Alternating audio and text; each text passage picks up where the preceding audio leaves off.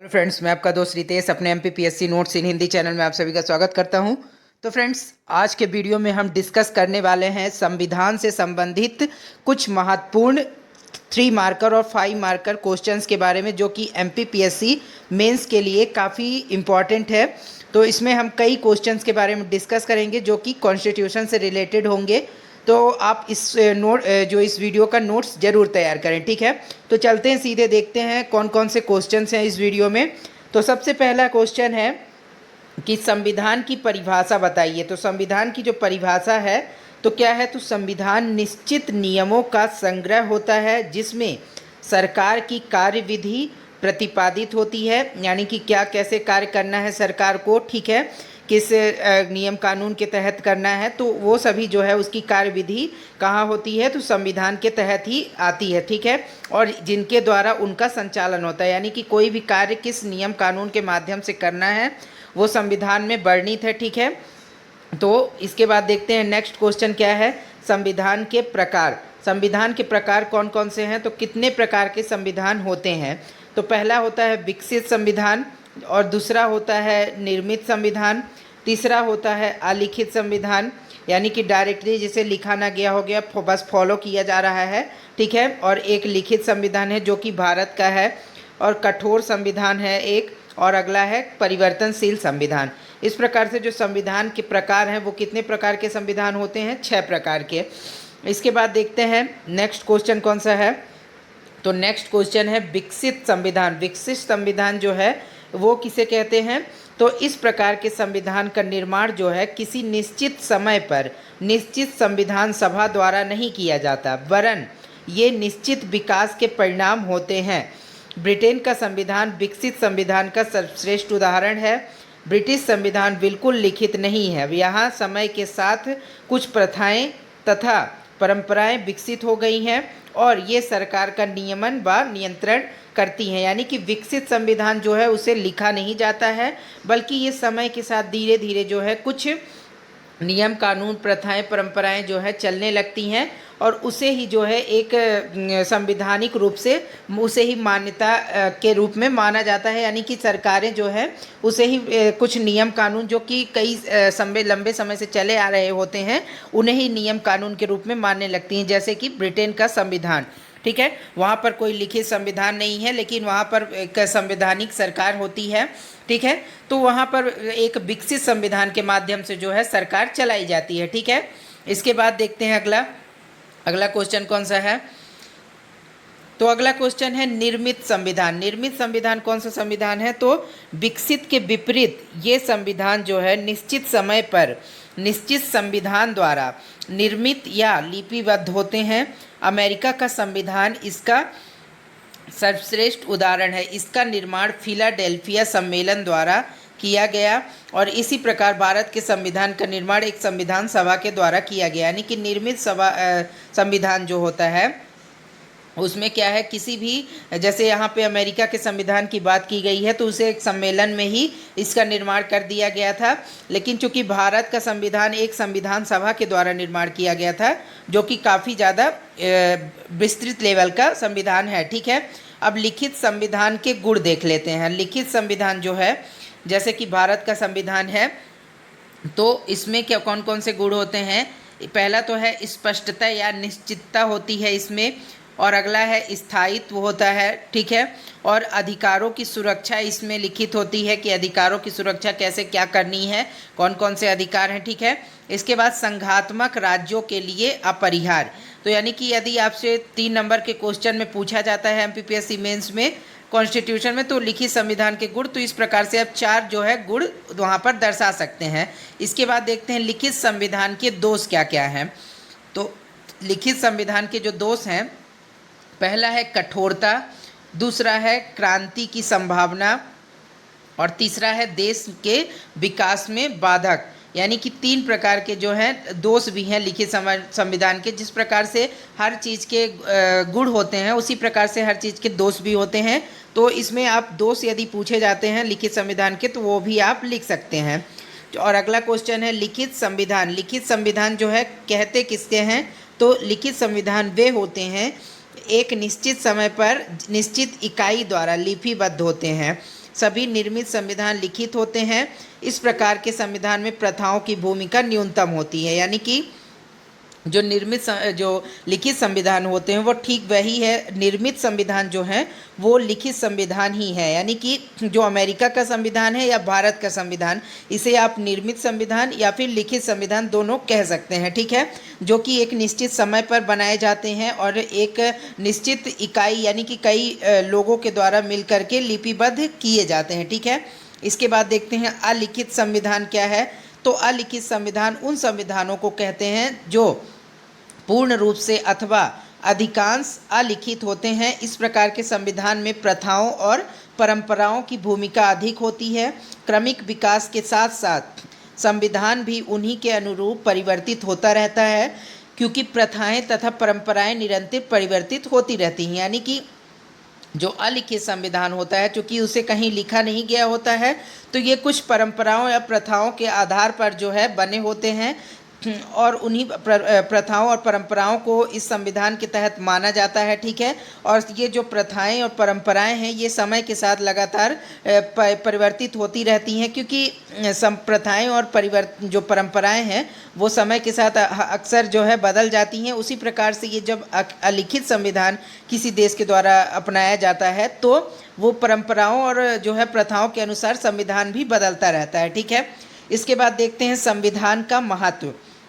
तो संविधान का महत्व क्या है। तो सरकार के मनमाने पूर्ण जो है व्यवहार के विरुद्ध मनुष्य को संरक्षण प्रदान करना, यानी कि संविधान में ऐसी कौन कौन किस कारण से जो है संविधान होना चाहिए और क्या महत्व होता है संविधान का। तो पहला उसमें ये है कि सरकार के मनमाने पूर्ण व्यवहार के विरुद्ध मनुष्य को संरक्षण प्रदान करना, यानी कि यदि किसी भी पार्टी की सरकार है और यदि वह चाहे कि वह अपने मनमानी तरीके से कार्य करे किसी भी प्रकार का, जिससे चाहे जनता का हित हो या अहित हो, उससे मतलब नहीं, लेकिन यदि सरकार ऐसा चाहती है तो उस कंडीशन में जो संविधान होता है किसी भी देश का वो क्या करता है, सरकारों को ऐसा करने से रोकता है, अहित करने से रोकता है और मनुष्य को जो है संरक्षण प्रदान करने का कार्य संविधान के द्वारा किया जाता है, ठीक है। जैसे कि संविधान में जो है कई अधिकार जो है भारत में ही दिए गए हैं लोगों को, जिससे क्या होता है कि सरकारें अपनी मनमानी ढंग से जो है कार्य नहीं कर सकती, ठीक है। और अगला पॉइंट है सरकार की शक्तियों पर नियंत्रण, यानी कि जो सरकार, यदि मान लीजिए कि कोई सरकार बहुत ही पावरफुल है, बनी हुई है, तो वह उसकी शक्तियों पर नियंत्रण करने का कार्य किसके माध्यम से किया जाता है, तो संविधान के माध्यम से, ठीक है। क्योंकि हर सरकार को संविधान के नियम कानून के तहत ही कार्य करना होता है। और अगला है राजनीतिक व्यवस्था के विधि सम्मत प्रगति की गारंटी, यानी कि जो राजनीतिक व्यवस्था है किसी भी देश में उसकी विधि अनुसार जो है प्रगति होगी, विधि अनुसार सरकारें काम करेंगी नियम कानून के तहत। इसकी गारंटी किसके माध्यम से मिलती है, तो संविधान के माध्यम से ही मिलती है। अगला पॉइंट है चौथा, सामाजिक व्यवस्था के विकास की गारंटी भी जो है संविधान के माध्यम से ही मिलती है, ठीक है। इसके बाद अगला क्वेश्चन है संविधान निर्माण समिति। संविधान निर्माण समिति संविधान के निर्माण के लिए जिन समितियों का गठन किया गया उन्हें संविधान निर्माण समिति कहते हैं। और भारत में कैबिनेट मिशन योजना 1946 के अंतर्गत संविधान सभा का गठन किया गया, जिसने संविधान निर्माण संबंधी कार्य जो है पूर्ण किए। किसने, संविधान निर्माण समिति ने। उदाहरण के लिए संघीय शक्ति समिति, प्रारूप समिति, प्रांतीय संविधान समिति, यानी कि जो संविधान निर्माण समिति थी तो उसमें कई ऐसी समितियां अलग अलग कार्यों के लिए जो है बनाई गई थी, जिसके माध्यम से जो है संविधान निर्माण संबंधी कार्य जो है पूर्ण हुआ था, ठीक है। और उसमें उदाहरण के रूप में ये 3 समितियां यहाँ पर दी गई हैं। तो इसके बाद देखते हैं कि अगला क्वेश्चन 11वां क्वेश्चन क्या है। तो भारत के संविधान का प्रारूप किसके द्वारा तैयार किया गया था, तो डॉक्टर भीमराव अंबेडकर की अध्यक्षता में नियुक्त एक 7 सदस्यीय प्रारूप समिति ने संविधान का प्रारूप तैयार किया, जिसे 29 अगस्त 1947 को गठित किया गया एवं जनवरी 1948 में जिसने रिपोर्ट प्रकाशित की, ठीक है। अगला क्वेश्चन देखते हैं 1773 का अधिनियम। 1773 का जो अधिनियम था उसमें कुछ प्रमुख पॉइंट्स उसके देख लेते हैं।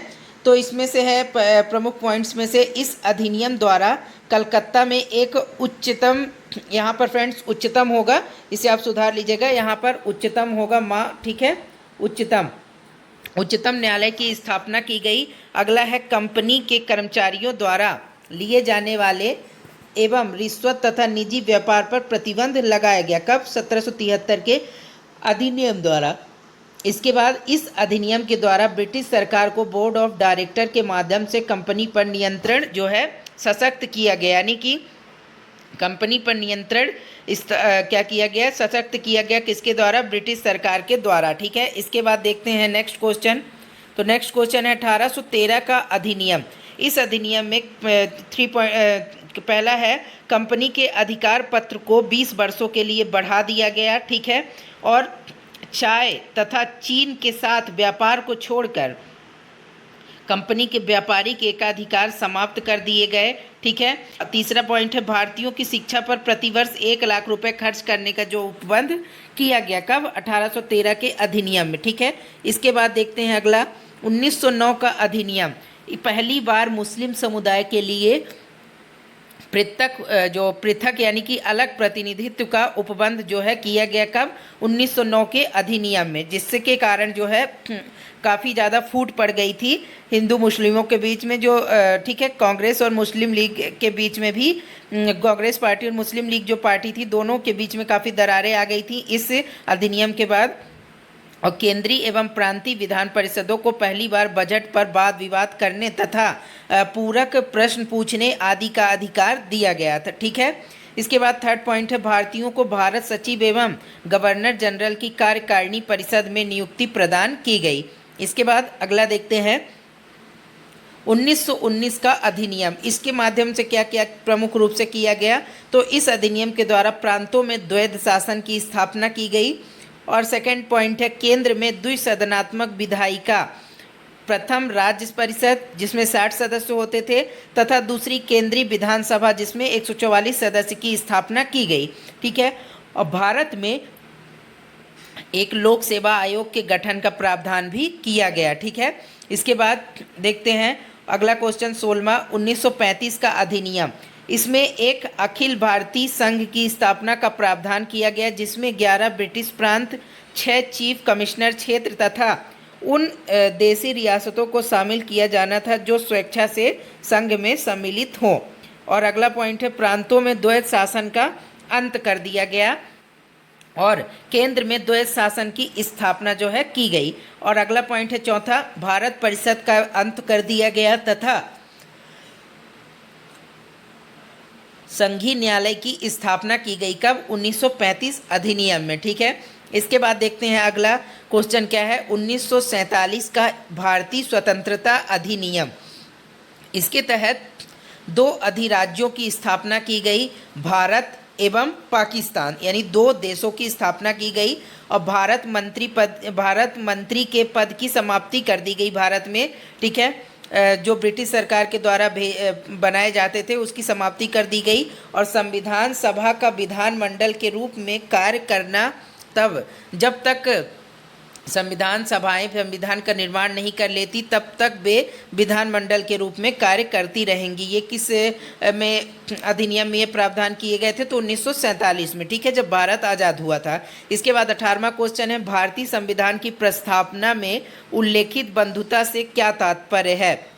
तो सभी नागरिकों में भाईचारा, एक ही भारत माता के सपूत होने की जो भावना है वही क्या है? बंधुता है, ठीक है। तो ये 3 नंबर के क्वेश्चन में आपसे पूछा जा सकता है, ठीक है। इसके बाद देखते हैं भारतीय संविधान की प्रस्तावना में निहित किन्हीं 3 मूलभूत मान्यताओं को लिखिए। तो कौन कौन सी हैं संविधान की प्रस्तावना में मूलभूत बातें? तो पहला है भारत एक संपूर्ण प्रभुत्व संपन्न गणराज्य है। अगला है सामाजिक, आर्थिक और राजनीतिक न्याय जो है मिलेगा लोगों को, ये भी एक पॉइंट है। और अगला है प्रतिष्ठा और अवसर की जो है समता यानी कि समानता मिलेगी। ये किसमें 3 चीज़ें वर्णित हैं? तो प्रस्तावना में वर्णित है, ठीक है, संविधान की। इसके बाद 20वां क्वेश्चन है भारतीय संविधान सभा की महिला सदस्या थी, यानी कि भारतीय संविधान सभा जो थी उसमें कितनी महिला सदस्य थी। तो ये क्वेश्चन जो है काफ़ी ज़्यादा इंपॉर्टेंट है। ये क्वेश्चन एमपीपीएससी प्रीलिम्स में भी पूछा गया है, 1 नंबर क्वेश्चन, 2 नंबर को क्वेश्चन में, और एमपीपीएससी मेंस का भी क्वेश्चन ये बन सकता है 3 मार्कर में, ठीक है। तो इसमें कितनी महिला सदस्य थी, तो 15 सदस्य थीं, जो कि निम्नलिखित हैं। कौन कौन सी? सुचेता कृपलानी, विजय लक्ष्मी पंडित, पूर्णिमा बनर्जी, कमला चौधरी, बेगम इजाइज रसूल तथा मध्य प्रांत से राजकुमारी अमृता कौर, बिहार से सरोजनी नायडू, बम्बई से हंसा मेहता, मद्रास से जी दुर्गाबाई, अम्मू स्वामीनाथन तथा बेला युदन, उड़ीसा से मालती चौधरी एवं पश्चिम बंगाल से रेणुका रॉय तथा लीला रॉय आदि। इसके बाद देखते हैं नेक्स्ट क्वेश्चन, संविधान सभा के संवैधानिक सलाहकार कौन थे। तो संविधान सभा के जो संवैधानिक सलाहकार BN राय थे, ठीक है। इसके बाद सरदार वल्लभ भाई पटेल संविधान सभा की किस समितियों के अध्यक्ष थे। तो किस समितियों के अध्यक्ष थे सरदार वल्लभ भाई पटेल? तो ये जो है मूल अधिकार एवं अल्पसंख्यक समिति के अध्यक्ष थे, प्रांतीय संविधान समिति के अध्यक्ष भी थे, और जनजाति एवं बहिष्कृत क्षेत्रों के लिए सलाहकार समिति जो थी उसके भी अध्यक्ष थे, ठीक है। इसके बाद भारत की 23वां क्वेश्चन क्या है, भारत की संविधान सभा के लिए निर्वाचन कब हुए और उसकी प्रथम बैठक किस तिथि को हुई, और भारतीय संविधान सभा के स्थायी अध्यक्ष जो है कौन थे। तो भारत की संविधान सभा का निर्वाचन जो है जुलाई 1946 को हुआ था तथा इसकी प्रथम बैठक 9 दिसंबर 1946 को हुई, और इसके स्थायी अध्यक्ष डॉक्टर राजेंद्र प्रसाद 11 दिसंबर 1946 को चुने गए थे, ठीक है। इसके बाद अगला क्वेश्चन है, भारतीय संविधान के विदेशी स्रोत, यानी कि भारतीय संविधान में विदेश से क्या क्या चीज़ें ली गई हैं अलग अलग देशों से, तो उसी को बारे में इस वीडियो में देखते हैं इस क्वेश्चन में, 24वें क्वेश्चन में। तो संयुक्त राज्य अमेरिका से मौलिक अधिकार लिए गए हैं, न्यायिक पुनरावलोकन जो है लिया गया है, और न्यायपालिका की स्वतंत्रता के बारे में जो प्रावधान है ये सभी जो है USA यानी कि संयुक्त राज्य अमेरिका से लिया गया है भारतीय संविधान में, ठीक है। और ब्रिटेन से क्या लिया गया है, तो संसदीय शासन, एकल नागरिकता, विधि निर्माण प्रक्रिया, और आयरलैंड से क्या क्या लिया गया है, तो नीति निर्देशक तत्व, राष्ट्रपति के निर्वाचक मंडल की व्यवस्था, राज्यसभा के 12 सदस्यों का निर्वाचन, और ऑस्ट्रेलिया से क्या लिया गया है, तो प्रस्तावना की भाषा, संसदीय विशेषाधिकार। कनाडा से क्या लिया गया है, तो संघात्मक विशेषताएं, शक्तियों का पृथक्करण, केंद्र द्वारा राज्यपाल की नियुक्ति। इसके बाद जापान से क्या लिया गया, तो विधि द्वारा स्थापित प्रक्रिया। दक्षिण अफ्रीका से संविधान संशोधन करने की जो प्रक्रिया है वो कहाँ से ली गई है, तो दक्षिण अफ्रीका से। इसके बाद रूस से क्या लिया गया, तो मौलिक कर्तव्य वहाँ से अपनाया गया है, ठीक है। इसके बाद आधारभूत ढांचे का सिद्धांत, आधारभूत ढांचे का सिद्धांत जो है ये क्या है, तो सामान्यतः आधारभूत ढांचे से तात्पर्य संविधान के ऐसे उपबंधों से है जो संविधान का मूल स्वरूप या भावना निर्मित करते हैं।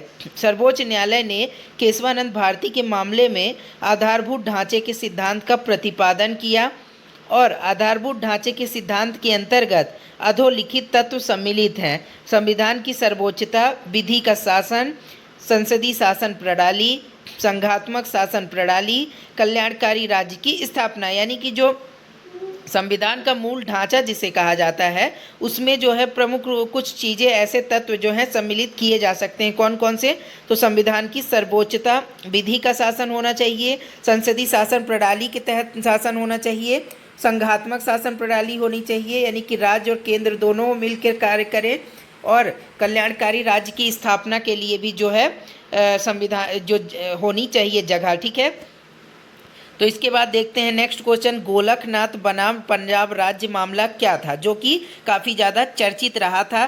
तो सन 1967 में गोलकनाथ बनाम पंजाब राज्य के मामले में सर्वोच्च न्यायालय ने यह निर्णय दिया था कि संविधान में संसद द्वारा ऐसा कोई संशोधन नहीं किया जा सकता जिससे कोई भौतिक अधिकार छीने जाते हों या उनमें कोई कमी आती हो।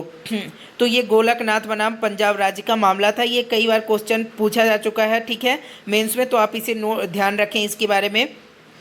इसके बाद जो है नागरिकता से रिलेटेड क्या है, नागरिकता क्या है, तो संविधान के भाग 2 में अनुच्छेद 5 से 11 तक नागरिकता का जो है उल्लेख है। और भारत में एक हरी नागरिकता प्राप्त है, यानी कि एक ही नागरिकता भारत में मिलती है, अमेरिका की जैसे नहीं जैसे कि अमेरिका में क्या है कि वहाँ पर एक तो अमेरिका की केंद्र सरकार के माध्यम से जो मेन हेड होती है सरकार, वहाँ की केंद्र सरकार, उसके माध्यम से दी जाती नागरिकता, और राज्यों में भी आप अलग अलग नागरिकता प्राप्त कर सकते हैं। तो वहाँ दोहरी नागरिकता चलती है, लेकिन भारत में एकल नागरिकता चलती है। ठीक है, जो जन्म से, वंश परंपरा से, देशीकरण से तथा भू अर्जन द्वारा प्राप्त होती है। ठीक है, इसके बाद 28वीं जो क्वेश्चन है ये क्या है, केंद्र राज्य संबंध हेतु गठित की गई समितियां कौन कौन सी हैं, तो शीतलवाड़ समिति जो कि 1966 में गठित की गई थी, राजमन्नार समिति 1969 में जिसे बनाया गया था, और सरकारी आयोग जो 1983 में बनाया गया था, और पुंछी आयोग जो कि 2007 में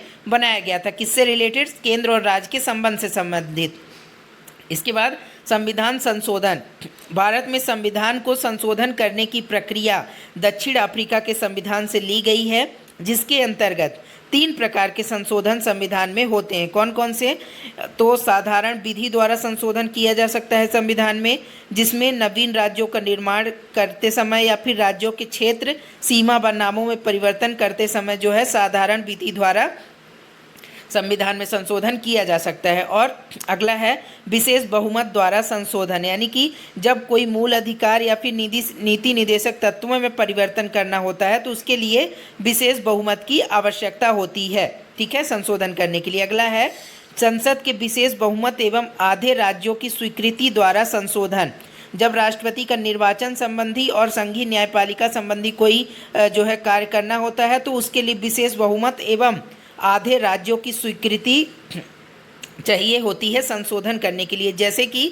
भारत में अभी जब जीएसटी लाया जा रहा था तो उसके लिए विशेष बहुमत चाहिए हुआ था संविधान का, और आधे से अधिक राज्यों की स्वीकृति चाहिए थी उसके लिए, जीएसटी को लागू करने के लिए। ठीक है, अब लास्ट क्वेश्चन देखते हैं, उद्देश्य प्रस्ताव। ये क्या है, ये भी कई बार क्वेश्चन पूछा जा चुका है।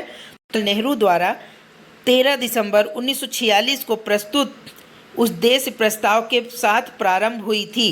ठीक है, जिसमें संविधान के निर्माण तथा विषय संबंधी बातें सम्मिलित थीं। ठीक है, तो ये क्वेश्चन आप ध्यान रखिएगा कि उद्देश्य प्रस्ताव जो है 13 दिसंबर 1946 को प्रस्तुत किया गया था, किसके द्वारा, तो जवाहरलाल नेहरू के द्वारा। ठीक है, तो इस प्रकार से आज हमने 30 क्वेश्चन देखे संविधान से संबंधित, 3 मार्कर और 5 मार्कर क्वेश्चन।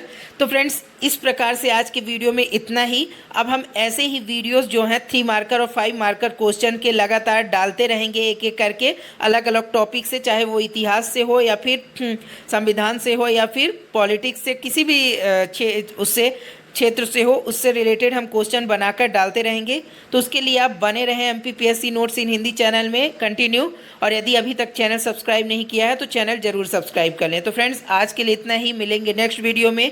Bye bye.